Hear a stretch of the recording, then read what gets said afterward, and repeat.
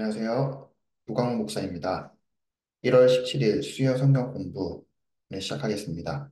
오늘 제목은 성경을 어떻게 읽을 것인가 하는 제목을 가지고 함께 나누고자 합니다.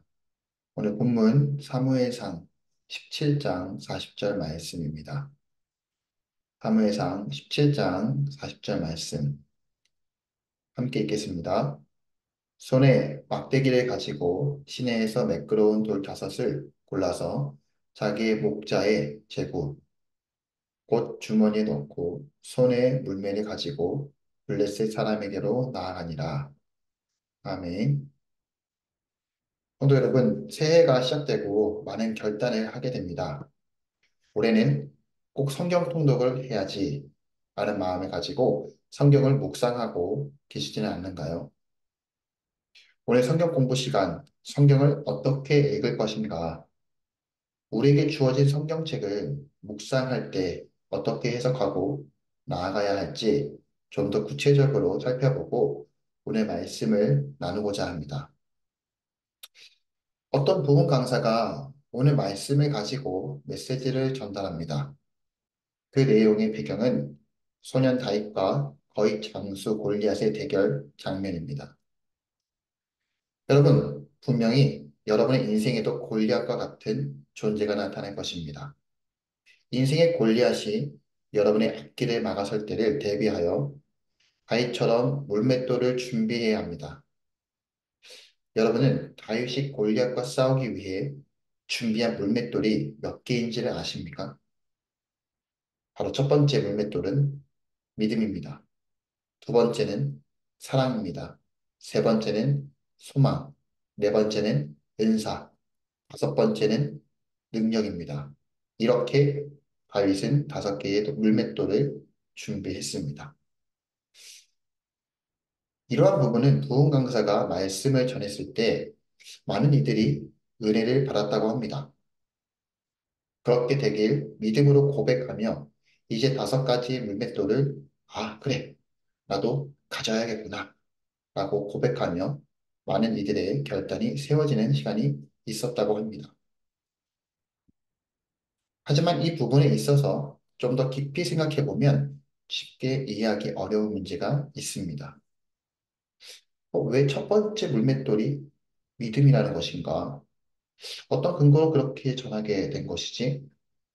성경의 어떠한 부분에 드러나지 않습니다.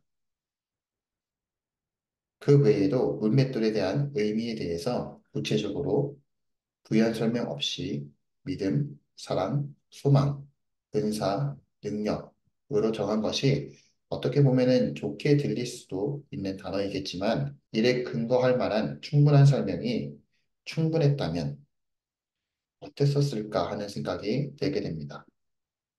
성경을 어떻게 읽어야 하는 것인가? 바로 첫 번째로는 why라는 질문을 던져야 합니다. 왜 다윗이 5개의 물맷돌을 가지고 전쟁터에 나아갔는지 라는 질문부터 묵상하며 나아가야 합니다. 성경을 읽다 보면은 우리의 상식에서 이해할 수 없는 문장들이 많이 있습니다. 아니, 대체 왜 이렇게까지 행동하는 것이지?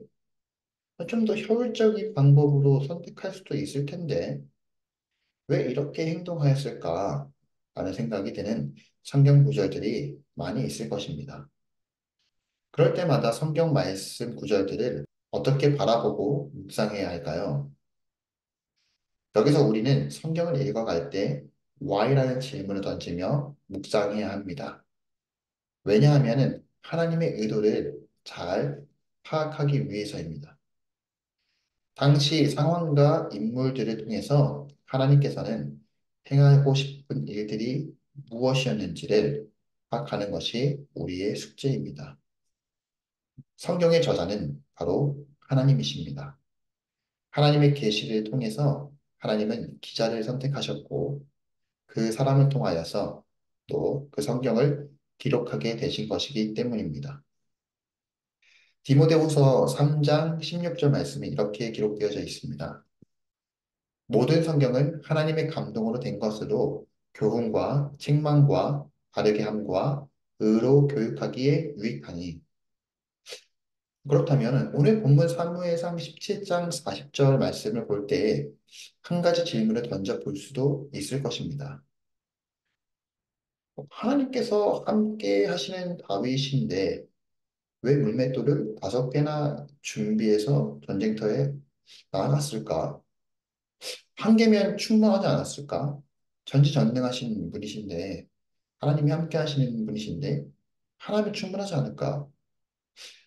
아니면 정확히 맞힐 때까지 물맷돌을 던져야 하는 것이기 때문에 5개를 준비한 것인가?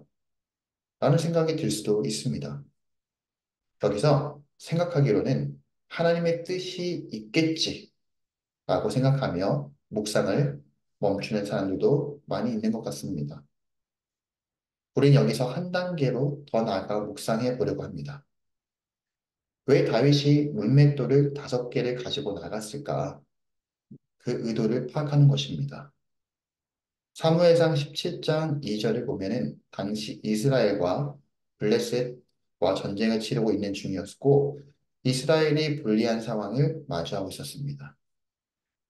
블레셋 사람들이 블레셋의 골리앗이 40일 동안 이스라엘 군대를 모욕하고 비아냥거리고 있었지만은 이스라엘의 군인들 중에 누구도 골리앗을 향해 나아가지 못했습니다.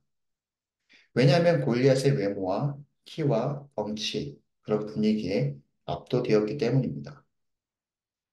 여기서 블레셋은 그레데 섬에 살던 사람을 가리키는 말로 가나안의 해안 지역으로 이주해 살던 부족인 가사, 가드, 아스돗, 에글론, 아스글론의 연맹체를 일컫는 말입니다. 다시 말해서 블레셋과 싸운다는 것은 그 블레셋을 구성하고 있는 5개의 부족들과 싸우고 있다는 것을 생각해 봐야 합니다. 우리가 흔히 알고 있는 이 골리앗은 사무엘상 17장 4절 또는 23절을 살펴볼 때 골리앗은 블레셋의 대표 장수가 아닌 가드 부족의 대표 장수임을 알 수가 있습니다. 다시 말해서 블레셋 5부족의 각각 대표하는 장수가 4명이 더 있다는 것을 생각해 봐야 합니다. 이렇기 때문에 아마 다윗은 골리앗 외에 나머지 4명의 대표 장수를 염두에 두고 전쟁터에 나아갔을 것입니다. 이렇게 당시 상황과 배경을 이해하는 것이 성경 묵상을 할 때 가장 중요합니다. 성경의 역사, 그 나라의 문화와 사회적 분위기, 종교, 언어적 배경을 이해하는 것을 통해서 하나님의 말씀을 좀 더 깊이 명확하게 묵상하고 하나님의 뜻을 이해할 수 있게 됩니다.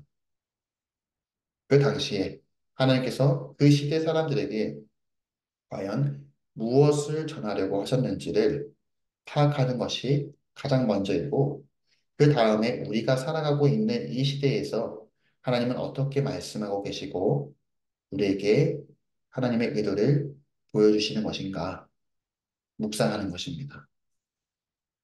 성경은 우리를 위해 기록된 것이긴 하지만 우리를 대상으로 직접 기록된 것이 아니기 때문에 하나님의 의도를 파악하고 내가 살아가고 있는 이 시대와 나를 향한 하나님의 의도를 말씀을 통해서 깨달아야 합니다. 왜냐하면은 과거에서 하나님은 역사하시고 드러내시고 함께 동행하심이 지금의 우리에게도 똑같이 역사하시고 동행하시는 하나님이시기 때문입니다. 성경을 어떻게 읽어야 하는 것인가? 가장 먼저는 하나님의 의도를 파악하는 것입니다. 그 하나님을 믿고 살아계신 하나님의 말씀을 의지하면서 올해도 승리하는 한 해가 되기를 주님의 이름으로 축복합니다. 이제 주님께서 가르쳐 주신 기도로 오늘 성경 공부를 마치겠습니다. 하늘에 계신 우리 아버지, 아버지의 이름을 거룩하게 하시며 아버지의 나라가 오게 하시며 아버지의 뜻이 하늘에서 같이 땅에서도 이루어지게 하소서.